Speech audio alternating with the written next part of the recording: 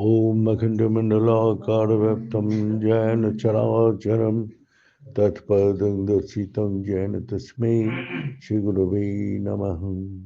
गुरु ब्रह्मा गुरु विष्णु गुरुदेव महेश्वर गुरु साक्षात् परम ब्रह्म तस्मै श्री गुरुवे नमः।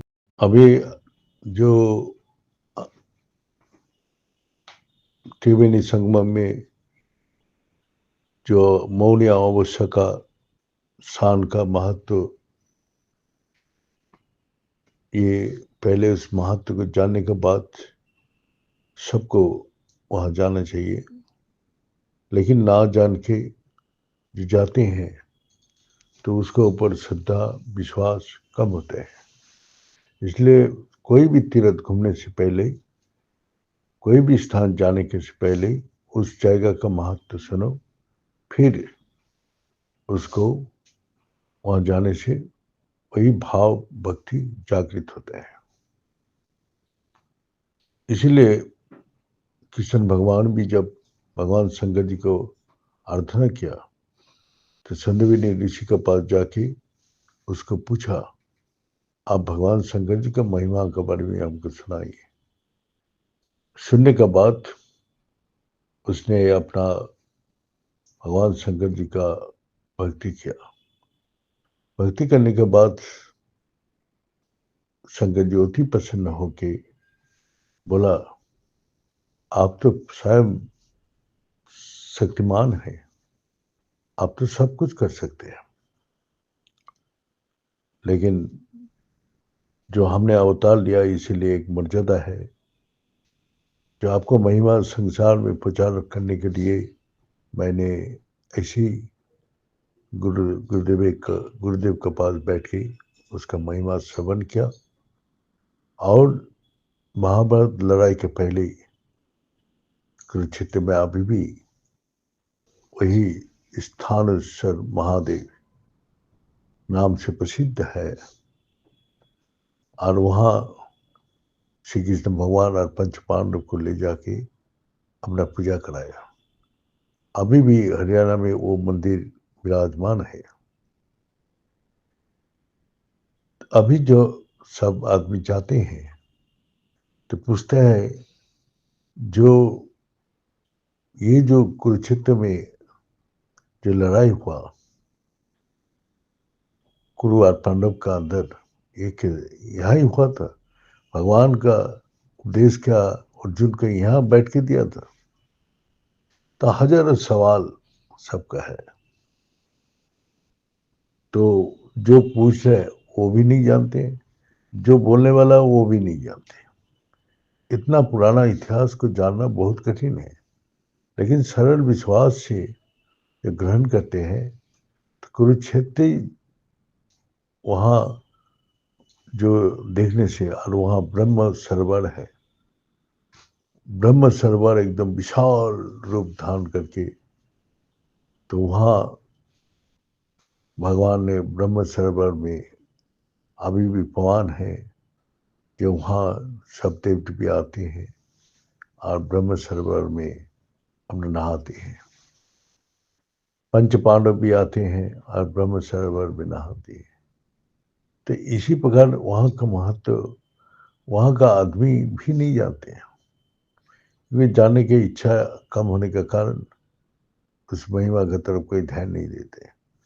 वो नदी के रूप में वो सरोवर का नहाना धोना यही जानते हैं। इसी प्रकार हमने जब सोमनाथ जाते हैं, सौराष्ट्र सोमनाथ, तो सोमनाथ में जब जाते हैं तो देखते हैं वहाँ समुद्र तट पर विशाल वैभव मंदिर, जो सोने का सब चीज से बना हुआ है। भगवान भोलेनाथ जी का विशाल शिवलिंग वहाँ प्रतिष्ठित है। तो ये कहानी, सोमनाथ का कहानी जब हम सुनते हैं तो बहुत आश्चर्य लगते हैं। चंद्रमा और रुक्मिणी जी वहाँ बैठ के भगवान शंकर जी का अनन्य तपस्या किया।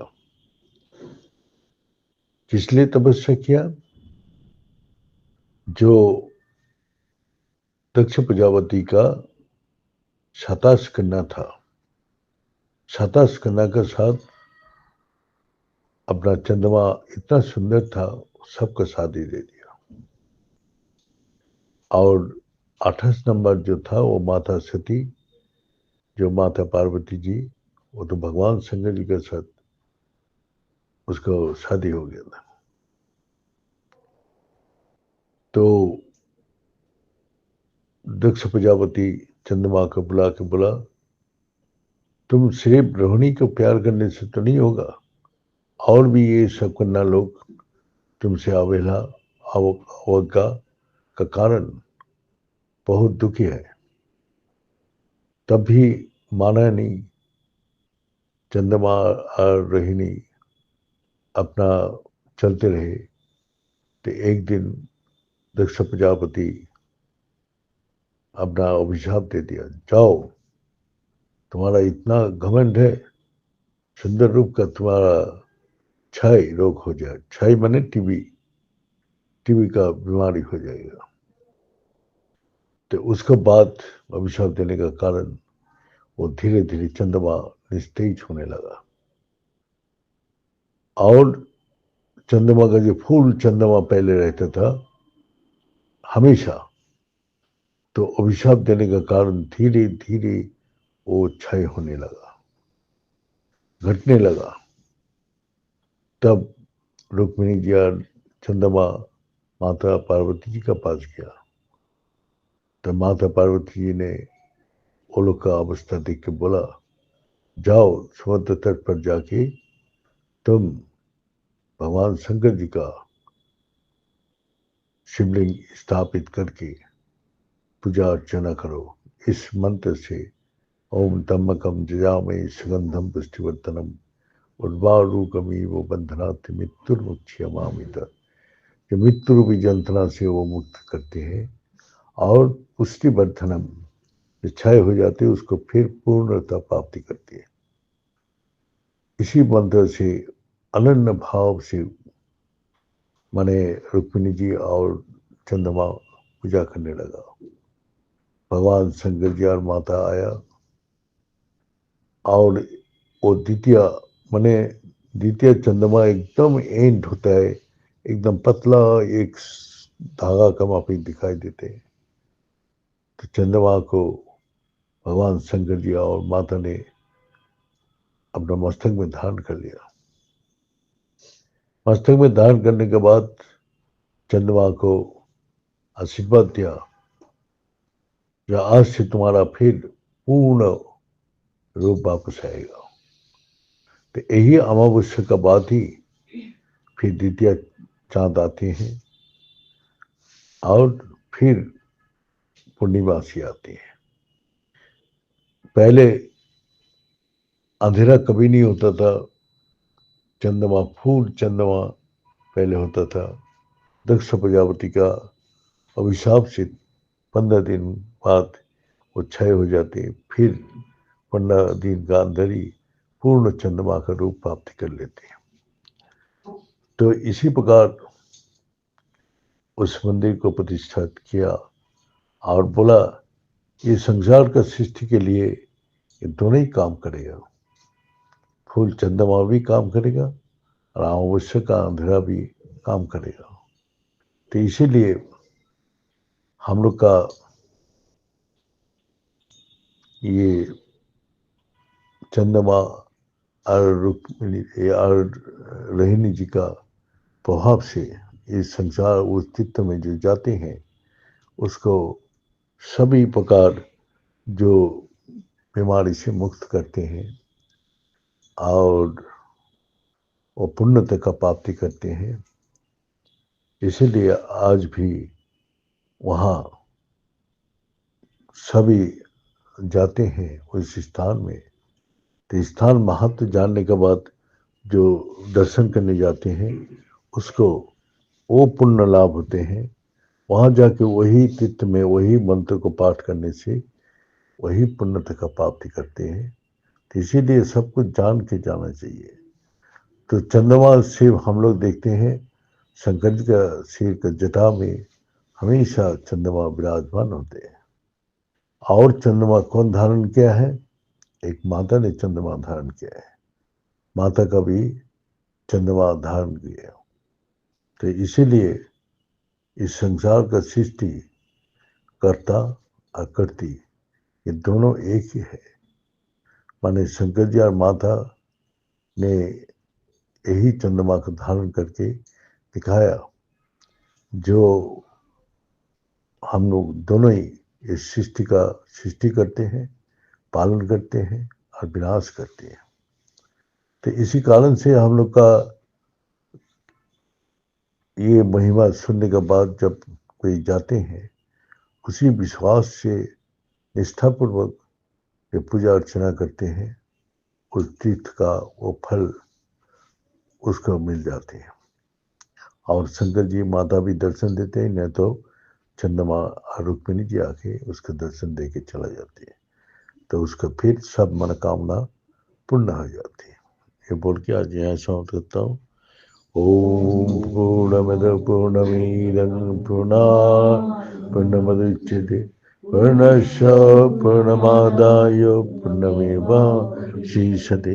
ओम शांति शांति शांति।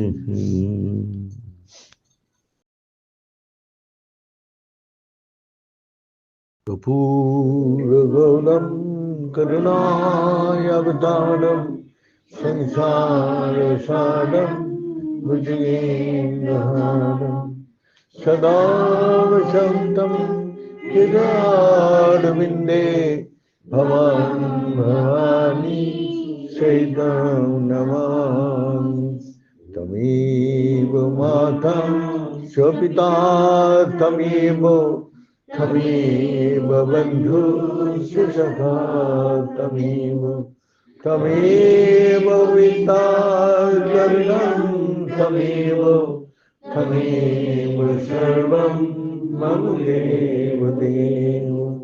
ॐ पूर्णमद पूर्णमिदं पूर्णात् पूर्णमुदच्यते पूर्णस्य पूर्णमादाय पूर्णमेवावशिष्यते।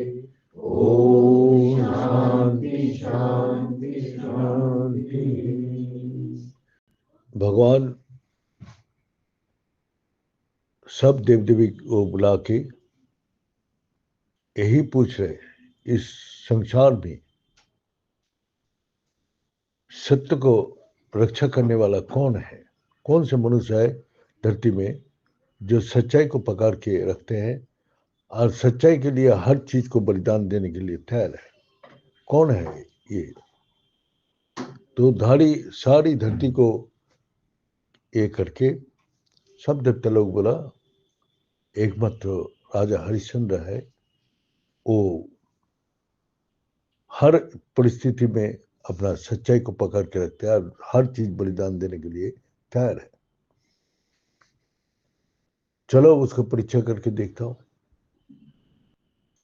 तो विश्वामित्र तपस्या कर रहे थे, अपना वही वाल्मीकि जो बोला था, जो जाओ तपस्या करके तुम ये शक्ति अर्जन करो, तब तुमको ऋषि पद मिलेगा।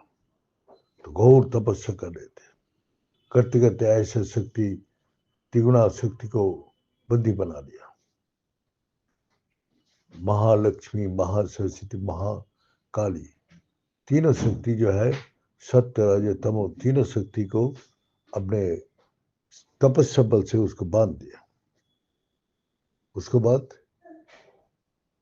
राजा हरिश्चंद्र को बोला, ये आपका, हमने जो तपस्या कर रहे, इसका रक्षा करने के लिए आपको हमारा वहां चौकीदार बनना पड़ेगा, रखवाली करने के लिए।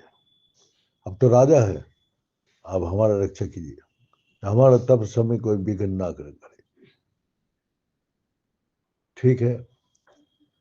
तो ऐसा करते करते दूर से जो औरत लोग का रोने का आवाज आया, तो जब वहां पहुंचा, देखा 3 स्त्री का हाथ पैर सब बांध के रख दिया। बोला आप लोग कौन है? बोला हम लोग ये त्रिगुणा शक्ति है जो सारी संसार को ये त्रिगुणा शक्ति से बांध के रखी है। तो आपको ये बंदी कौन बनाया? तो बोला यही ऋषि अपना। तो बोला जी फिर आप लोग क्या चाहते हैं? बोला हम लोग अपना मुक्ति चाहते हैं, आप ही हम लोग का मुक्ति कर सकती है। तो फिर आपका शरणागत होता हूँ। आप तो राजा है। राजा विश्वामित्र इतना दिन का तपस्या करके इस शक्ति को अपने कब्जा में किया था। राजा हरिश्चंद्र का शरणागत हुआ तो उस सत्य को पालन करने के लिए उसने वो लोग को मुक्ति कर दिया। राजा हरिश्चंद्र जब वो लोग चला गया त्रिगुणा शक्ति, तो वही विश्वामित्र उठ के आया, तुमने क्या किया? मेरे कितना दिन का तपस्या शक्ति मैंने करके रखा था और तुमने 1 मिनट में उसको मुक्ति कर दिया। मतलब मैं क्षत्रिय हूँ, मैं राजा हूँ, मेरा शरणागत जो होता है मैं उसका रक्षा करता हूँ, उसको पालन करता हूँ। ठीक है, मैं भी आपका शरणागत होता हूँ, मेरा को आप वचन दीजिए। बोला ठीक है, आप इतना ऋषि है, इतना बड़ा तपस्या है, अब जो चाहे हम आपको दे सकते हैं। तो उसने अपना संकल्प कर लिया, बोले ये शशागर पित्ती हमको दान कर दो और आप लोग सब परिवार यहाँ से निकल जाओ। तो सब कुछ दे दिया। तो राजा का ड्रेस मुकुट, बोले ये तो ये राज का धन है, ये भी छोड़ के जाओ। एकदम भिखारी बना के छोड़ दिया। और 1 महीने टाइम देता हूँ, दान देने के साथ साथ दक्षिणा भी देना पड़ेगा। तो 1000 स्वर्ण मुद्रा हमको चाहिए, 1 महीने का अंदर देना पड़ेगा। तब बोला शशागर पित्री का बाहर कौन सी जगह है? तो काशी विश्वनाथ है। तो काशी विश्वनाथ में जाके तुम इस क्षेत्र से अलग है। काशी विश्वनाथ भगवान शंकर जी जब लय होता है अपना त्रिशूल से उठा कर रखते हैं, त्रिगुणा शक्ति से उसको मुक्त रखते हैं, और फिर जब सृष्टि करते हैं फिर काशी को स्थापित करके फिर सारी शशागर पित्ती का फिर बनाते हैं। तो इसी प्रकार वहां जाके विश्राम राजा हरिश्चंद्र काम ढूंढने लगा, काम मिला ही नहीं। इधर जा रहे उधर जा रहे, बीवी बच्चा लेके घूमते घूमते परेशान हो गया। अंतिम में नौकर बन के एक मार्केट है वहां बेचती है। तो अपना बीवी बच्चा को बेच दिया एक ब्राह्मण के पास, और खुद अपना वो जो डोम था कालू डोम उसके पास भी अपने को भी बेच दिया। और उसी दिन पूरा हो रहे थे 1 महीना, उसने 1000 स्वर्ण मुद्रा 500 उसको 500 हमारा उसको दे दिया। तो देने के बाद भी बोला देखो यहाँ जो शमशान में जलाने आएगा ये आग तभी देना जब वो एक कर्जा देगा, पैसा दे तभी। अब क्या हुआ भाई, उसका बीबी बच्चा चला गया ब्राह्मण के पास, वहाँ वो फूल का उठाते गया बच्चा सांप काट के मर गया। आप शमशान में ले गया जलाने के लिए। है? तो जलाने के बाद राजा हरिश्चंद्र बोला भाई पैसा दो तो फिर हम ये करेंगे। तो अचानक मैंने, नहीं तो फिर आधा कपड़ा फाड़ के दो, कर्जा देना ही पड़ेगा। तो वही बिंदु चमके और देखा कि मेरा सामने जो खड़ा है वो मेरा बीवी है और मेरा बच्चा है। राजा हरिश्चंद्र, क्या स्थिति है उसकी। तब भी उसने कर्जा लेके जब आग जलाने गया, तब तीन शक्ति जो है ब्रह्मा विष्णु महेश प्रकट हुआ और सच्चाई को पालन करते हुए उसको तीनों ने दर्शन दिया। बच्चा जो ब्राह्मण था वो विष्णु था और ब्रह्मा जी और भगवान शंकर जी, ये तीनों दर्शन देकर आशीर्वाद दिया। और विश्वामित्र भी पागल हो गया, उसको दान लेके पागल हो गया।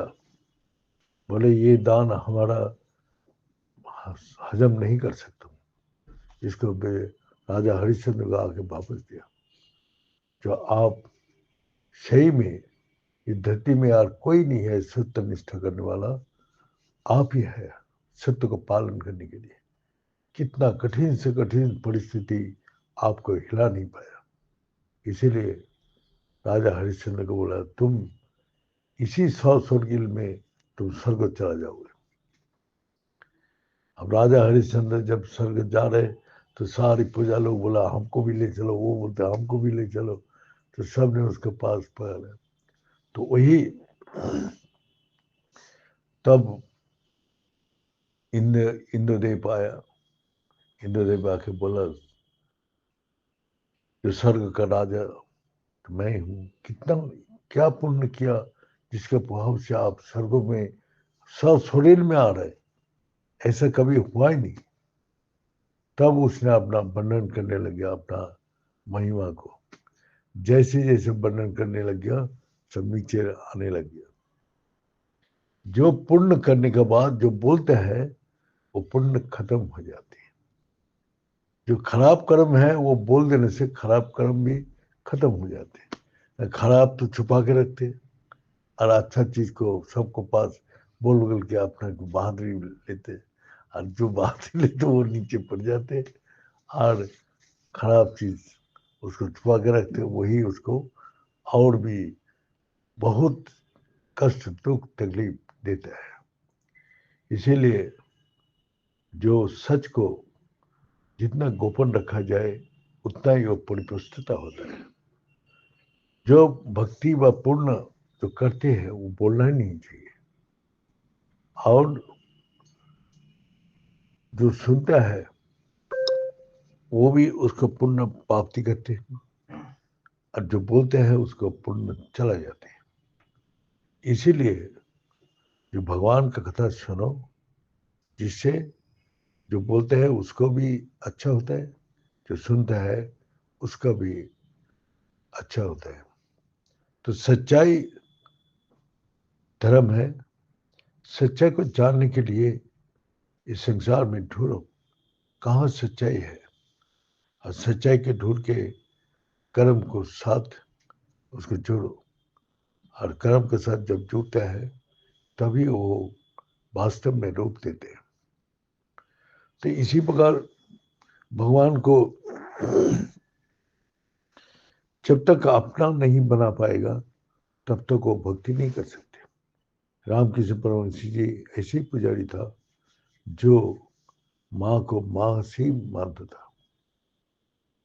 तो वो अपना खाते खाते बोलते माँ खा ले, अपना माला खुद पी लेता था, माता को पिलाता था।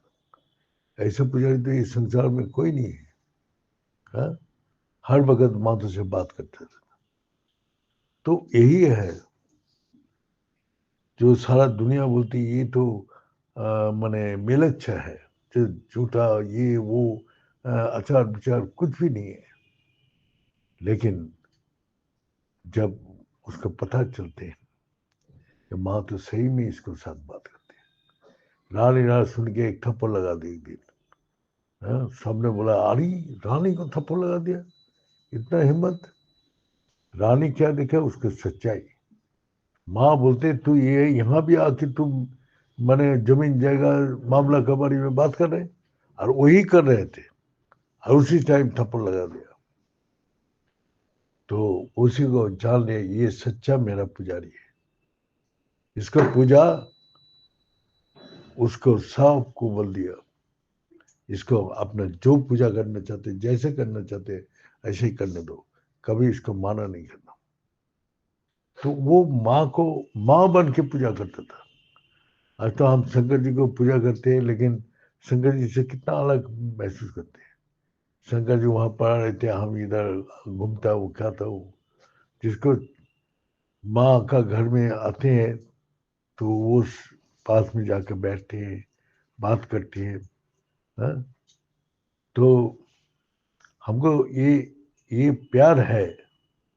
तो सबसे बड़ा मंत्र क्या है, जो देव देवी के साथ जब तक हमारा विश्वास नहीं आएगा तब तक प्यार नहीं होगा।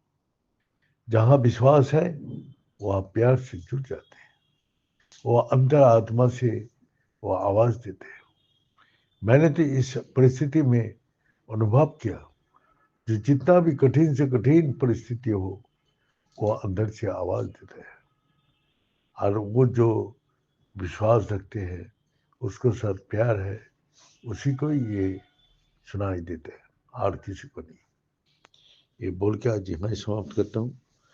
ओम पूर्णमद पूर्णमीदं पूर्णात् पूर्णमुदच्यते पूर्णस्य पूर्णमादाय पूर्णमेवावशिष्यते।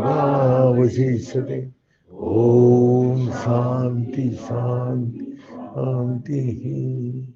भले सच्चे दरबार की, भले सदगुरु भगवान की, भले शंकर भगवान की, भले माता जगदम्बे की, भले भक्त बिंदु की, भले संत बिंदु की, भले सनातन धर्म की, भले धर्म की, अधर्म का, प्राणियों में, विश्व का।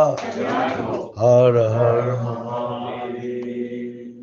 पूर्णाय पूर्णमादाय संसार सागरतले शंभुवे